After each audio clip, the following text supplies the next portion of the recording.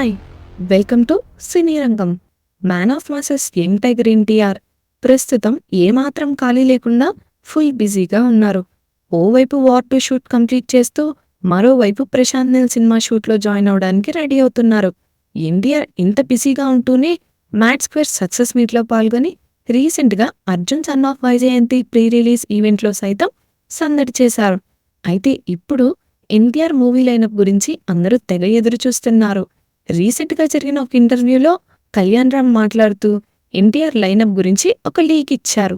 మొదటిగా అనుకున్నట్లు దేవర కంప్లీట్ అయ్యాక దేవర 2 చేయాల్సి ఉండగా కొన్ని కమిట్మెంట్స్ వల్ల మధ్యలో ప్రశాంత్ నీల్ సినిమా వచ్చిందని, అందుకే కొంచెం లైనప్ చేంజ్ అయిందని చెప్పుకొచ్చారు. ప్రస్తుతం చేస్తున్న వార్ 2 పూర్తయిన తర్వాత ప్రశాంత్ నీల్ సినిమా ఉంటుందని, ఆ తర్వాత దేవర 2 స్టార్ట్ అవుతుందని, దాని తర్వాత నెల్సన్తో ఓ సినిమా చేయనున్నట్లు చెప్పుకొచ్చారు. ఈ లైనప్ చూసి ఎన్టీఆర్ ఫ్యాన్స్ తెగ సంబరపడిపోతున్నారు. ఇదే కనుక నిజమైతే ఎన్టీఆర్ బాక్సాఫీస్పై దండయాత్ర ఇప్పుడప్పుడే ఆగేలా కనిపించడం లేదు.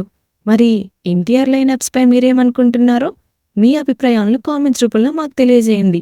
మరి ఇలాంటి మరిన్ని మూవీ రిలేటెడ్ కంటెంట్ కోసం మా ఛానల్ని సబ్స్క్రైబ్ చేసుకోండి. Thanks for watching.